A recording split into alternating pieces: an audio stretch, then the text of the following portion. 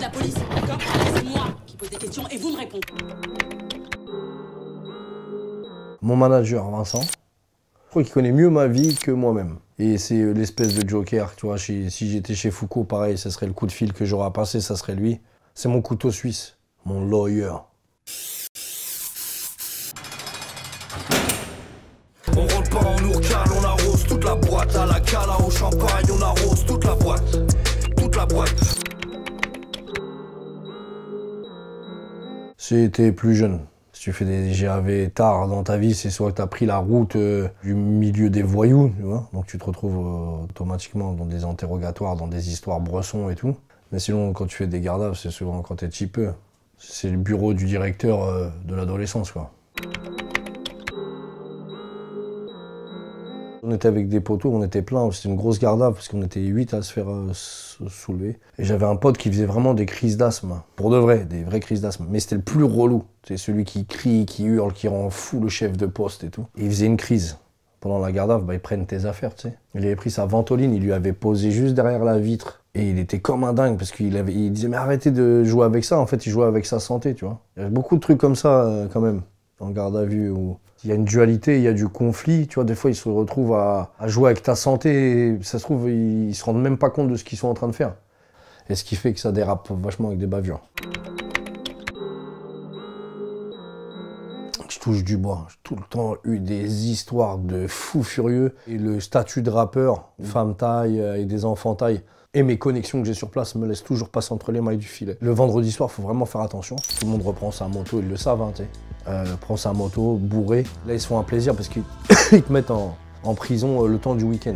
Et les prisons en Thaïlande, tu te retrouves dans une cellule, tu as 270 détenus, il y a un chiotte au milieu, il n'y a pas de clim, que des têtes de ouf qui sont là pour meurtre et tout le monde est mélangé, c'est un délire hein, la Thaïlande. Hein. Je pense que tu fais 1 an de prison en Thaïlande, c'est 10 ans de prison en France. De toute façon, quand tu es dans un pays étranger, on te met les menottes, tu flippes 1000 fois plus que si tu étais en France, tu vois. Et ça coûte très cher, pour un seul joint, ça peut monter jusqu'à des 10 000 €. Donc les mecs, trouvez d'autres vices, faites attention, n'achetez pas aux locaux, travaillez avec la police aussi.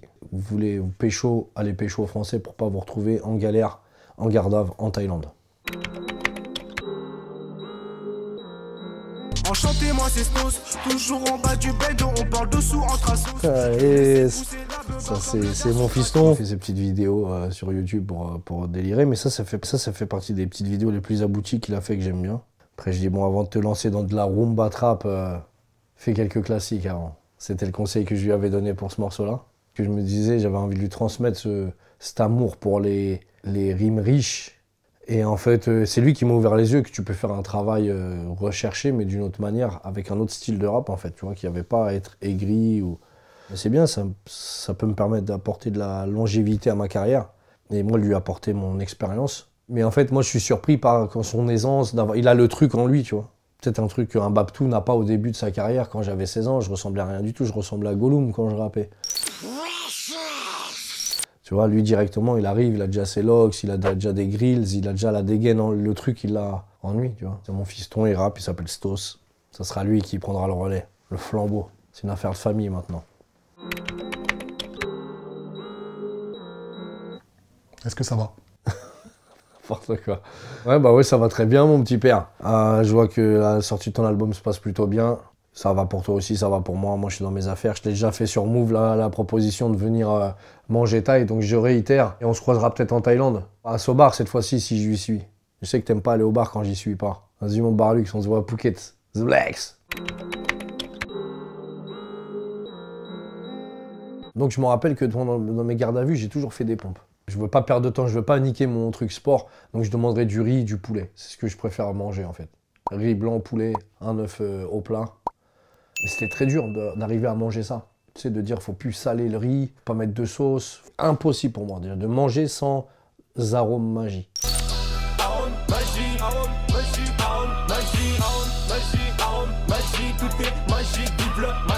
J'ai toujours mis ça dans toute ma bouffe et le plus dur ça a été de retirer ça de mon alimentation. Parce que c'est plein de sodium et le sodium c'est le sel et ça fait de la rétention d'eau en fait. C'est pas balèze, tu fais juste la rétention d'eau. En tout cas, tout ce qui est blanc en poudre, il faut pas toucher. Sel, cocaïne, sucre. Capital santé, très important. Pour pouvoir bander comme un taureau jusqu'à 70 ans, je vous conseille de faire attention à votre santé, mes pépères. Comme les Hells, ils sont proches du milieu du tatouage et des motos, des grosses cylindrées, forcément, quand je me retrouve sur des événements, bah, on travaille ensemble. Tous les gens ils aiment bien l'appellation gang en fait, mais je dirais c'est une famille avec des frères. Et moi on va dire que je suis un petit cousin, tu vois. Je fais pas partie du club ni quoi que ce soit, mais je vais revoir la famille de temps en temps. Non, un check de protéines. Ah, la plainte contre les slims, les cheveux longs, les trucs rose fluo et les vocodeurs à toutes les sauces. Il n'y a pas de différence entre les artistes, on n'entend qu'une voix autotunée. J'aimais bien moi savoir identifier un artiste par rapport à ses petits bruits. Quand Arsenic, Lino, il faisait tch tch, tu reconnaissais tout de suite que c'est lui qui rentrait dans un couplet.